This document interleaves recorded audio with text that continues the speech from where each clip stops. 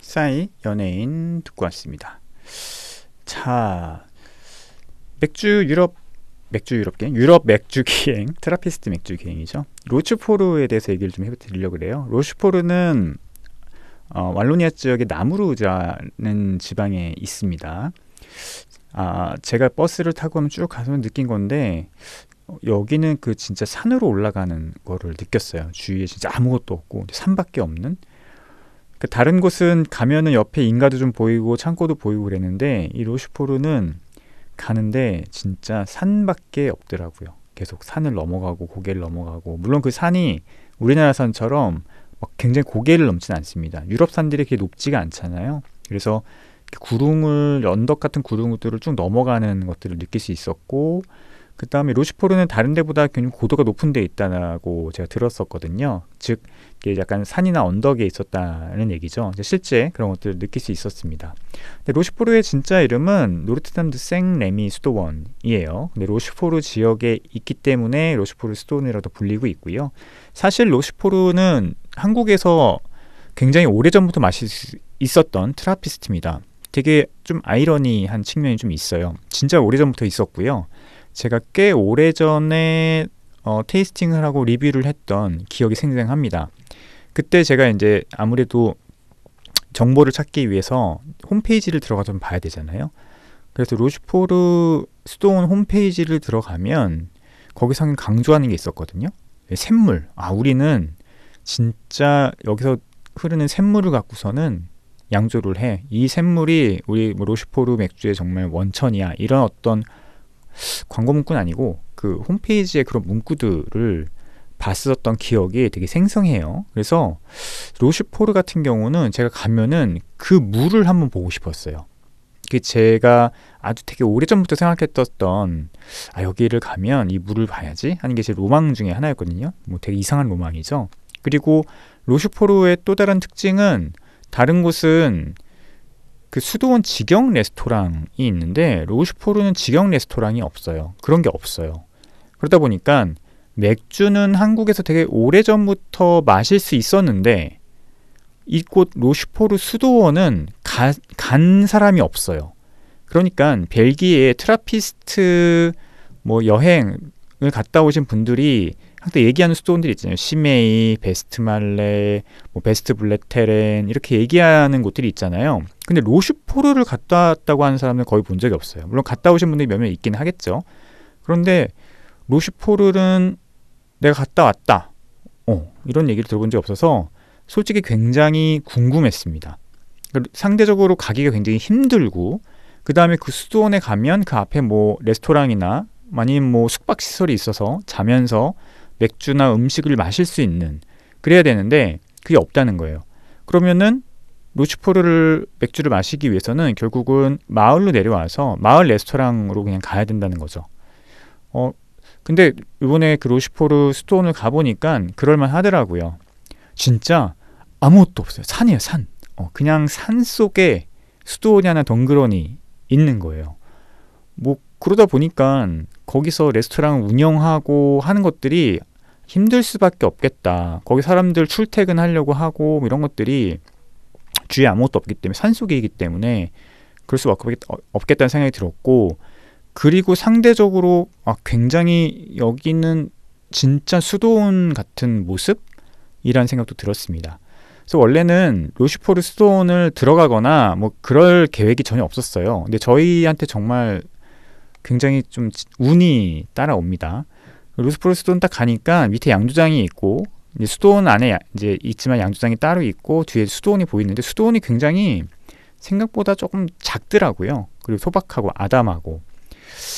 그래서 그냥 그 앞에서 저희가 버스에 내려서 앞에서 입구에서 사진만 찍고 좀 가려고 그러는데, 되게 재밌는 게 그 입구에 갔더니 문이 열려 있는 거예요. 그리고 그 맥주 창고 같은 문들이 계속 열렸다 닫혔다 하는 거예요. 그러니까 거기에 사람들이 하도 안 오니까 그냥 문을 열어놓고 있는 거죠. 누가 오겠냐 하는 생각으로.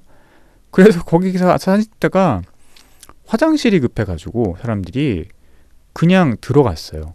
화장실을 좀 잠깐 쓸 수 있을까. 그래서 우연히 그 양조장을 들어갔습니다. 들어가서 화장실을 조금 말씀을 드렸더니 거기 계신 일하시는 분이 저희를 이제 데리고 수도원 쪽으로 가서 이제 화장실을 안내해 주시더라고요. 그래서 야, 너네 어디서 왔어? 그래서 우리 한국에서 왔고요. 우리 트라피스트 맥주 먹으러 왔어요. 그랬더니 되게 놀란 눈으로 로슈포르에 이렇게 동양인들이 와서 이런 눈을 쳐다보시길래 저희도 좀 신기했고, 근데 어쨌든 의도치 않게 화장실을 부탁하러 양조장으로 들어가서 그 가운데서 양조장의 어떤 풍경이나 내부 모습도 좀 구경하고 사진도 찍고, 또 수도원으로 연결되는 통로를 통해서 수도원도 뭐 안쪽까지 들어가지 못했지만 수도원도 들어갔습니다. 그리고 그 재밌는 거는 그 양조장 앞으로 샘물이 쭉 흐르더라고요. 물론 이제 그 양조장에서 쓰는 물은 안쪽에서 따로 이제 채취를 하겠지만, 역시 샘물이 쭉 흐르는 걸 보면서 좋은 양조장들, 오래된 양조장들은 항상 이렇게 샘이 있구나, 물을 갖고 있구나 라는 생각이 들었습니다. 산이었거든요. 산인데 그렇게 샘물을 갖고 있는 거죠. 그래서 그것도 사진도 찍으면서 제가 생각했었던, 꿈꿨던 그런 로망들을 좀 이뤘던 시간이었고요. 그리고 되게 재밌는 거는 로슈포르 수도원을 들어갔는데 되게 재밌는 게 진짜 소박하더라고요. 뭐 기념품 이런 거 파는데 그냥 뭐랄까요, 그냥 되게 험불하게 이렇게 있는 거예요. 화장실 갔다 오면서 물어봤죠. 거기 이제 할아버지가 한 분 계시길래 저희가 요거 좀 사고 싶은데 살 수 있겠냐 그랬더니 살 수 있겠다 그래가지고 기념품 좀 사고 하는데, 그때 그 트라피스 수도사 분이 한 명 오시더라고요. 키도 되게 크시고 되게 잘생겼고 안경 쓰셨는데 생각보다 좀 젊은 그런 분이 오셔가지고 당연히 인사 못합니다. 인사도 못하고 사진도 못 찍고, 하지만 그 트라피스트 수도사를 직접 봤다는 그런 좀 초현실적인 느낌? 이런 것들을 좀 느꼈던 것 같아요. 그리고 로슈포르 수도원이 좀 어수선했는데 좀 공사 중인 부분이 있는 것 같고, 그리고 나중에 이제 한국 와서 보니까 굉장히 큰 불이 났었더라고요. 그게 BBC까지 나와서 BBC 그 영상을 봤더니 와, 굉장히 큰 불이 나서 다행히 이제 본당하고 양조장은 괜찮은데 왼쪽에 있었던 이제 건물들이 불이 굉장히 많이 나서 그런 것들을 다시 복원한 모습들을 좀 볼 수 있었고요. 이 로슈포르 수도원의 역사는 아주 길진 않습니다. 물론 뭐 수도원의 역사를 보면 뭐 몇 세기 하겠지만, 실제적으로 로슈포르 수도원의 역사는 아주 길지 않고요. 그리고 로슈포르 수도원, 그러니까 원래는 1230년경 시작해서 16세기 어떻게 되고, 그러니까 이게 보면은 그 수도원들의 일반적인 모습인 것 같아요. 12세기, 11세기에 만들어져서 이제 30년 전쟁, 독립전쟁, 프랑스 혁명들을 겪으면서 다 복원했다 파괴되고 이런 어떤 일들을 겪게 되고요. 로슈포르 수도원은 1797년에 결국은 완전 폐쇄가 됐죠. 그리고 1805년경에 매각돼서 농장이 됩니다. 그런데 이제 다시 이게 부활하게 되는데 그 시기가 19세기예요. 이 로슈포르 수도원의 부활을 도와준 게 아헬 트라피스트 수도원이거든요. 지금 아헬은 사라졌죠. 아헬은 더 이상 트라피스트가 아닙니다. 수도원으로 지위를 박탈당했고요. 왜? 수도사가 없어서 나머지 2명의 수도사가 베스트말로로 오면서 매각이 됐어요. 근데 어쨌든 아이러니하게 이 로슈포르 수도원을 부활시킨 게 아헬이라고 한 트라피스트 수도원이었고요. 1889년에 다시 수도원으로 됐고, 양조장은 1952년에야 다시 만들어지게 됩니다. 물론 그 전에 있었겠지만 지금의 맥주를 만드는 거는 1952년에 시작된 거예요. 그래서 이 로슈포르 수도원의 역사는 좀 이렇게 기구하지만 그러니까 맥주 자체는 아주 오래된 맥주는 아니다. 지금 나온 맥주는. 그렇게 보시면 될 것 같고, 로슈포르는 3가지가 있죠. 6, 8, 10 3가지 종류가 있는데 이게 알코올 도수를 의미하는 게 아니고 이 6, 8, 10이 비중을 의미합니다. 그래서 1.060, 1.080, 1.010 이렇게 돼가지고 이게 7.2도, 9점 몇 도, 그 다음에 10점 몇 도 이렇게 될 거예요. 7.2도, 9.4도, 11.3도네요. 이렇게 돼서 비중이 이렇게 되니까 알코올 도수 조금 더 높게 돼서 가고, 이게 알코올 도수는 좀 높지만 스타일로 치면은 로슈포르 6은 좀 블론드 에일이고요. 벨지안 블론드 에일. 그리고 로슈포르 8은 이제 벨전 다크 스트롱 에일로 저희가 좀 보면 될 것 같고, 그 다음에 로슈포르 10은 이제 콰드루펠 정도로 보면 되는데, 약간 경계들이 약간 모호한 그런 어떤 스타일이라고 보시면 될 것 같습니다. 그래서 뭐 테이스팅이야 뭐 나중에 더 좋은 다른 정보를 보시면 될 것 같고요. 하여튼 그 보고 나서 나중에 레스토랑 내려와서 이제 버거를 먹으면서 맥주를 먹었던 기억이 있고요. 굉장히 재밌게 즐겼던 기억이 있습니다. 그다음에 트리플 엑스트라라고 약간 트리플 스타일로 나온 그 맥주도 먹어봤는데, 요거는 이제 생맥주가 아니고 병맥주로 되어 있어서 마셨습니다.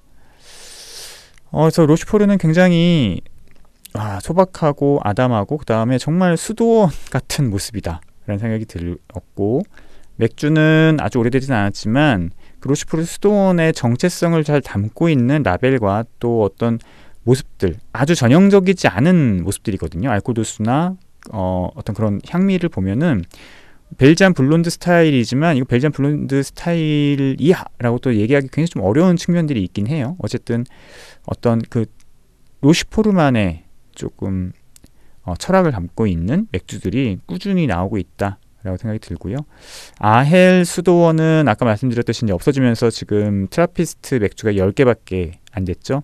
역시 이쪽에 로슈포르 수도원도 수도사 부족으로 인해서 양조장은 이제 전문 양조사들이 이제 운영하고 있고요. 그 다음에 양조 장비도 굉장히 현대화됐습니다. 뭐 트라피스트 수도원이라 그래서 정말 옛날 방식으로, 그렇게 따지면 독립맥주 공장이 정말 최악 옛날 방식이야. 그렇지 않습니까? 이런 수도원 정말 현대적인 장비, 좋은 장비를 갖고 맥주 만들거든요.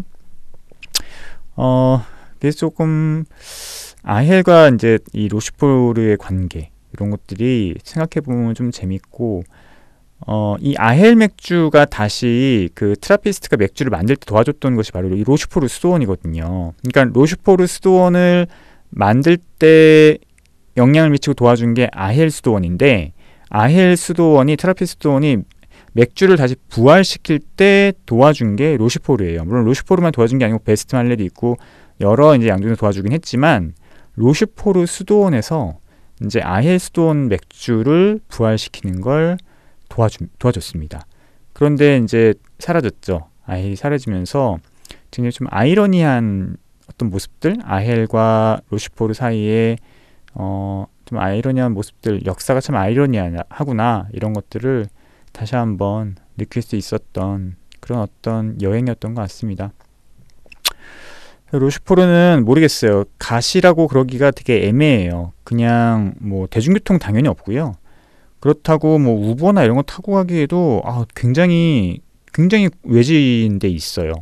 차를 몰고 가시는 게 맞는데, 양조장을 가면 특별히 볼 게 없어요. 들어가서 뭐 미리 약속으로 들어가기 전까지는 볼 게 없기 때문에. 하지만 로슈포르가 궁금하신 분들은 차를 타고 가셨다가 마을로 내려와서 숙박을 거기서 하시면서 맥주를 한잔 하시는 거, 그게 이제 좋을 것 같고, 역시 이제 저희처럼 같이 맥주 여행을 같이 떠나는 거, 이게 최고인 것 같아요. 그래서 로슈포르 수도원 저희가 갔다 왔던 것만으로도 굉장히 많은 얘기들을 풀 수 있고, 있는 척을 조금 아는 척을 좀 할 수 있을 것 같다라는 생각을 합니다.